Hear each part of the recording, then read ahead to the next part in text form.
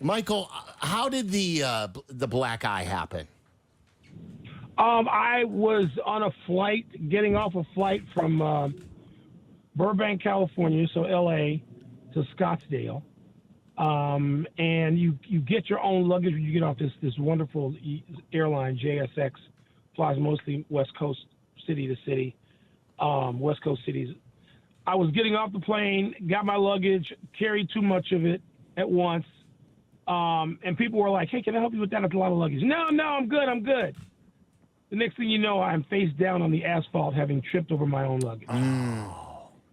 So I caught myself. My left hand got down to the asphalt before I did in full.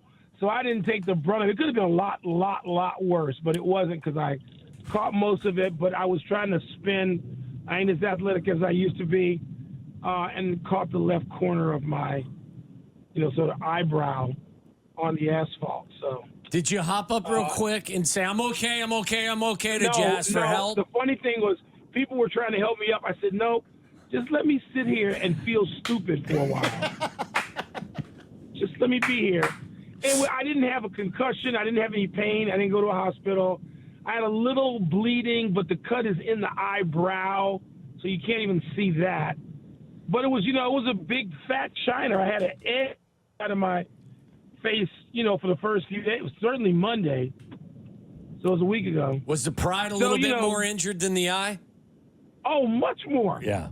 Much more. Oh, the embarrassment, there was nothing but tons of embarrassment, trust me. I couldn't believe it because we didn't know what was going on at first until I saw you put it out on social media. I'm like, why is Wilbon wearing sunglasses? Is this at first, is this a PTI bit? And then the next day the sunglasses were on, and I'm like, okay, this isn't a bit. What's going on with the sunglasses? Well, if you were able to actually listen to the show, and I know you were a little busy at the time, on Monday, a week ago Monday, we started PTI by saying I tripped over my luggage at the Scottsdale airport and got this shiner. So that's the deal. So no, we talked about it 2 or 3 days in a row at the top of PTI. I did not talk about it on Countdown, but the makeup artists, all of them, are just so extraordinary. So in LA, at the LA studio, my goodness, Maddie Marie, she makes up. I mean, she does movies. I mean, these people do movies where they make beautiful actors and actresses that look like monsters. In my case, it was just the opposite. They can make a monster look like me. So, but they're used to it. They were fighting it over. It's no, let me get at that eye. I'd love that. Because they do this kind of stuff all the time. They have to cover things a lot more serious than a black eye. So, it's been an interesting learning situation I could do without for damn sure. Tony, is he a sympathetic co-host, or did he like to rub it in? No, we're typical guys. It's like it would happen with you guys. Yeah. You would rub it in. There's some ball busting. Oh, yeah. Absolutely. Yeah. So we were, before we get into the current NBA and the Cubs and all that stuff, today is the 35-year anniversary of the shot. A couple of layers here. A, tell us how important that is in the history of the Bulls, the dynasty, and Michael, and where were you that day? Started all of it. All of it. Okay. Started all of it. Now, I was at the shot against Georgetown. I was covering that game courtside in the Superdome, 7 years earlier in '82. I was not in Cleveland. I was in another NBA playoff series. I don't know. I must have been west because I took a red eye to Chicago, and I got to my parents' home, and I took a nap or something, and I woke up right there on the same in bed in my house on the South Side on Wentworth, and I watched it. I think with Don. I think we watched it together, and screaming, yelling ensued. Of course, it's the most important thing because you have to have something has to be first. Something has to lead the way. Something has to kickstart this whole thing, and not just from Michael, but the franchise and everybody who was on the floor or on the team with him at the time. And in '89, Scotty and Horace were there. Oakley was not, so that means Bill Cartwright was there. And if they don't, the Bulls had blown Game 4. Right. They were supposed to win Game 4 at home. And they blew Game 4 at the stadium. I remember that game. I remember being so angry at that. Me too. And they blew that game, and I watched that game wherever I was, in California or God knows where. And it was just like, my God, they gave this away. They're not going to get out of the first round again. Because they have been swept by they lost 4-1 to Milwaukee Michael's rookie year, and then they got swept by Boston the next 2 years. So they hadn't done anything yet, and this was doing something. This launched it. Because they went into the next series. They won Game 1 against Detroit, if I remember correctly. They won Game 1 against the Pistons, and they lost 4 straight after that. But that started all of it. And people don't realize how good Cleveland was. Ron Harper was on the other side of that. Right. With Mark Price and Brad Daugherty and Larry Nance and Elo, and a team that Magic Johnson, I think, had pronounced the team of the 90s. And Jordan just took that and killed it. That changed quickly, didn't it? Yes, it did. It did. To the modern game, Mike, how do you describe, or what do you make of not just what Jalen Brunson is doing, but how he's doing it? Ooh. Wow.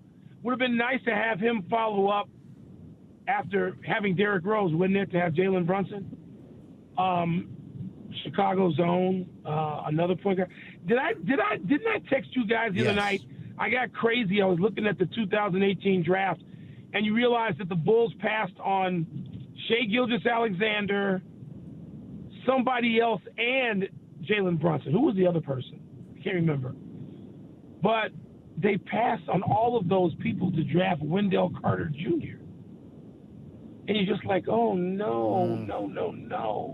And Wendell Carter is part of an ensemble. Obviously we traded him to get Vooch, and he's part of a nice ensemble in Orlando that's growing. And maybe he'll grow with it and have some playoff success. But, man, you think about Jalen Brunson in a Bulls uniform. If Jalen Brunson was in a Bulls uniform with everybody else, remember, he was a second-round pick. The Bulls could have everybody else they've got. If they had Jalen Brunson with the players they have now, they'd be the Knicks. They would. Now, they couldn't have drafted. They couldn't have traded for Vooch, but. Whew. Do you believe the Bulls would have helped develop him the way that he has developed? Yeah.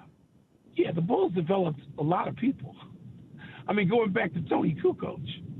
I mean, the Bulls developed Jimmy Butler. The Bulls development system is not a problem. I mean, the one guy who hasn't developed is Patrick Williams.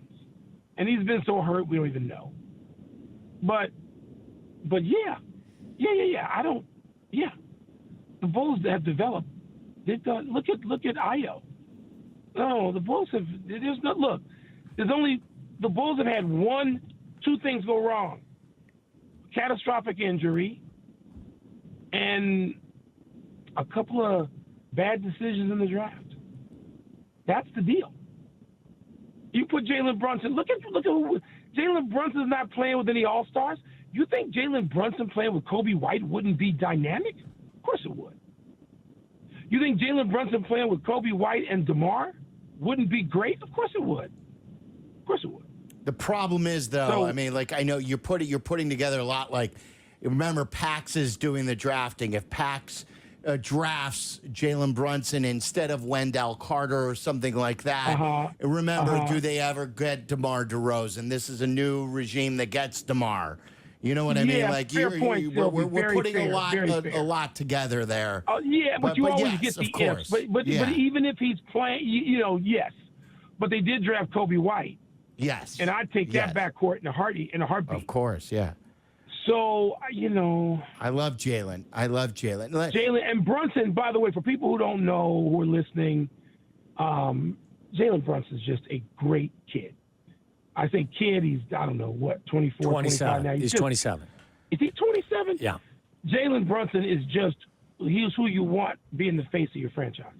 He's who you want.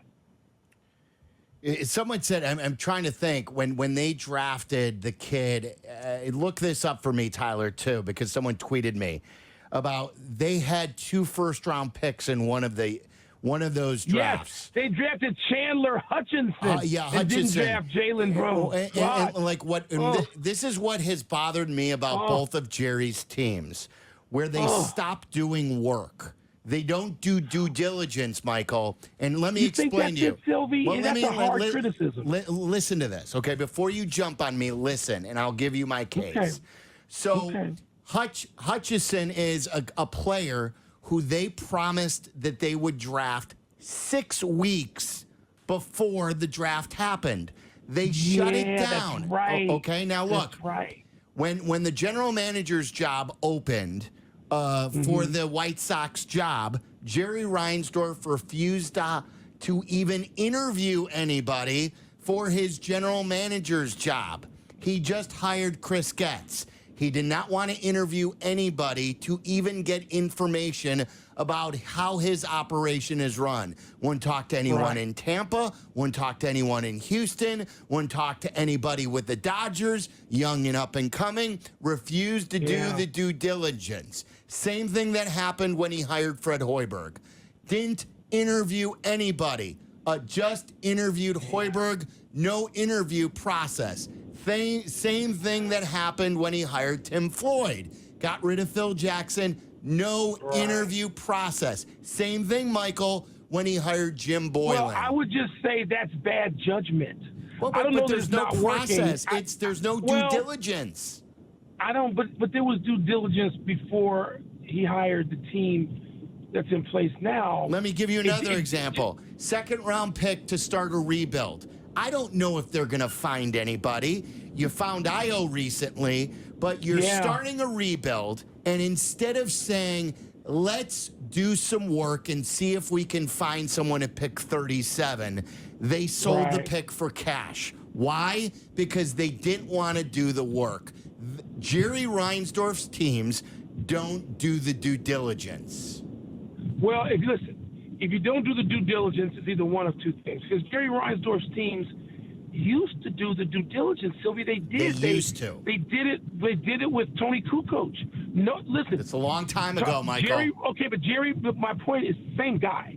Jerry Reinsdorf paid whatever Jerry Krause wanted to chase Tony Kukoc around the globe, and they did it.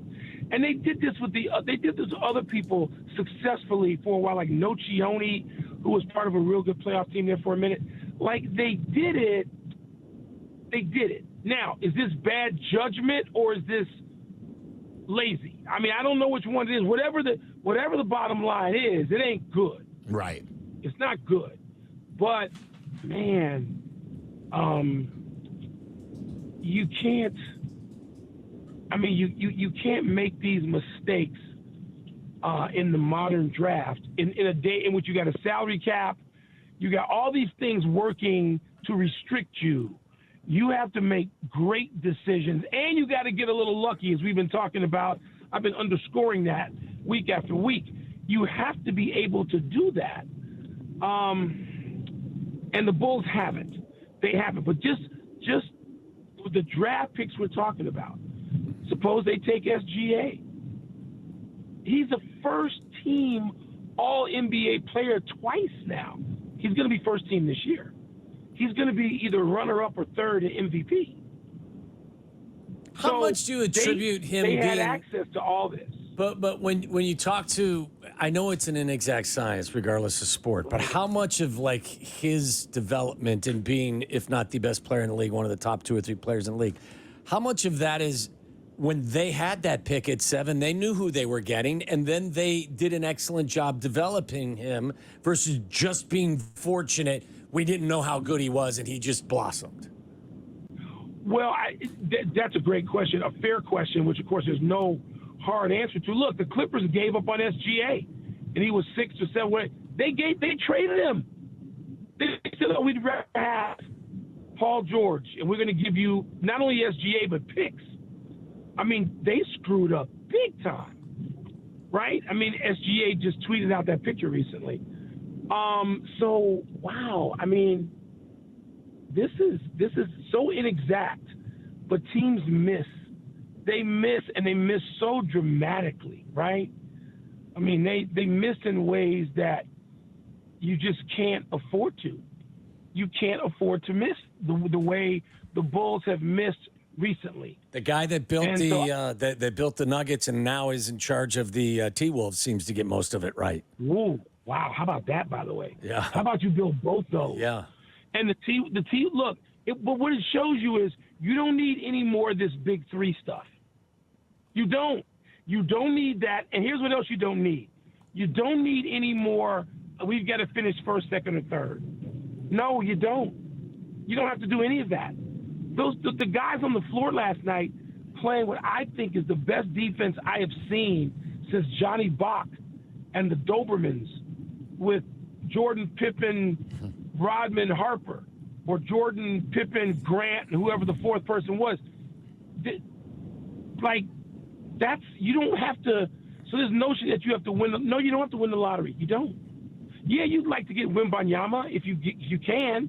It's sort of you cheat the process a little bit, but you don't have to have that. So the development portion of this is, but you look at Ayo and you say, okay, somebody did a damn good job. Wasn't Ayo the first or second pick in the second round? Second round, like I think 35th or 37th, somewhere in there.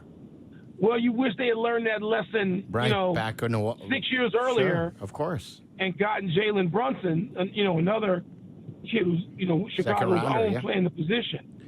And it would change the fortunes. We'd be talking about the Bulls in a completely different light there, because Jalen Brunson is made. He's so developed, yes, but he's made. And how happy do you think Tibbs? What a fit, right? I mean, what a fit for Tibbs to have Jalen Brunson. And I look at them and I just wonder, are they going to challenge the Celtics? They're going to win this series with the Pacers. The Pacers had every chance to win last night. They got hosed. Those calls that went against them are disgusting, okay? And that's why the NBA has to deal more than any other sport with talk about conspiracies and fixes. The NBA has to deal with that stuff more than any other sport because of stuff like last night. And I'm not saying, Zach Zarba, the guy's a great official. There's a great crew. They made mistakes. It happens. But it looks bad. The optics of that stuff favoring the Knicks in Madison Square Garden, it looks awful. And I feel bad for the Pacers because it never seems to be a team like Indy or Sacramento which gets the benefit of the doubt. It always seems to be the Knicks or the Lakers. And so the Knicks are going to win this series anyway. And so the question is, are we going to be looking at a Chicago kid, Stevenson High School, are we going to be looking at him in the conference finals, maybe take down the Boston Celtics? That's going to be something else that Bulls fans gnash their teeth over. Yeah. So speaking of like officiating and stuff like that, will the NBA dare to suspend Jamal Murray for Game 3? I don't think so. I don't think they're gonna. I don't think they have the stomach for it. I don't think the league office, the commissioner's office, has the stomach for that.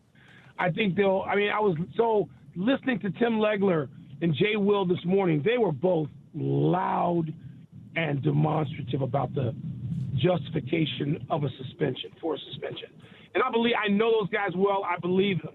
And then Richard Jefferson later in the afternoon said, "Wait a minute. Not a suspension. There's going to be a huge fine, a reprimand, blah, blah, blah, blah, blah." Richard's probably right. But this talk about player safety. I mean, if somebody takes a spill and pulls a groin or a hamstring or ruins an ankle and is out for weeks, what is the league going to do?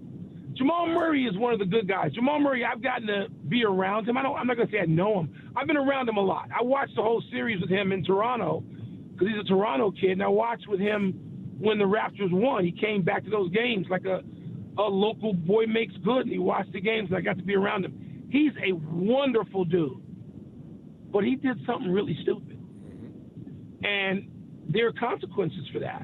There ought to be, but I don't think the league. What do you guys think? I don't think the league has the guts for it. I agree with you. Like Waddle and I were debating it. I'm not saying that he shouldn't be suspended, but I don't believe the NBA will go through with it because of they don't have the stomach for it. Denver's getting trashed. Yeah. Their champion, the league's champion, has no hope against this Minnesota team. None.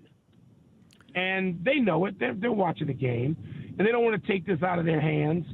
And that franchise and that player and that coach, they've never had run-ins. This is not like dealing with Draymond Green. This is dealing with somebody who is on the right side of everything all the time, Jamal Murray. So I just think they'll let it skate. I think they're going to suspend him for Game 3. I do. Wow. Listen, I don't know. What the hell do I know? I don't know anything. We don't know either. I think you open up the door. What's next? I mean, a bunch of guys on the sidelines. Agreed. I'm going to throw a carton of eggs at somebody? Like what? Like, what am I going to? Going to egg a team? Yeah, I'm going to egg a team. I'm going to egg you. Tommy, I think you're totally right. Like, your position is my position. I agree with you. I don't think they'll do it. I don't think that they have the stomach for it. They basically, in a lot of ways, I think, screwed up not penalizing Embiid. Have some courage and actually do the right thing. In the game when he grabbed the kid's foot. Yeah, I mean, Yeah. And if they'd thrown Jamal out of last night's game, they could say justifiably, hey, yes, we threw him out. We took care of it. And, maybe Jamal wanted to get thrown out. I can't believe that. People say that, but if you know him a little bit, you don't think that he wants that. But it's a bad look for the NBA. It really is. To have this, and especially, again, on a night where you have so many things going on. And luckily, Jamal Murray's participation did not help determine anything. Because they're getting – I'll tell you what, I've just never – that might be the greatest defensive effort I've ever seen in a game. Unbelievable. It just swarmed a team with the best player in the world and said, yeah, take your 5 for 13 and get up out of here. And so now I'm waiting to see what happens next. And by the way, I don't know how much you guys have gotten into it, but the talk of people being reminded of Michael Jordan when they see Anthony Edwards is reaching a crescendo. And it's legit talk. Yeah. You guys know, anytime somebody compares somebody to Jordan, I go crazy. This is legit conversation to compare this kid to Jordan. Not in terms of demeanor, in terms of his ability to instill almost a fearful loyalty amongst his teammates. His teammates are afraid to not follow him. And in those ways, he reminds a lot of people of Michael Jordan. And let me just say, that position has not been criticized by the GOAT. It's good stuff. Yeah, Michael, great. Thank you. Thanks, we appreciate Mike. it. All right, you guys. There's Be Michael. good. Michael Wilbon.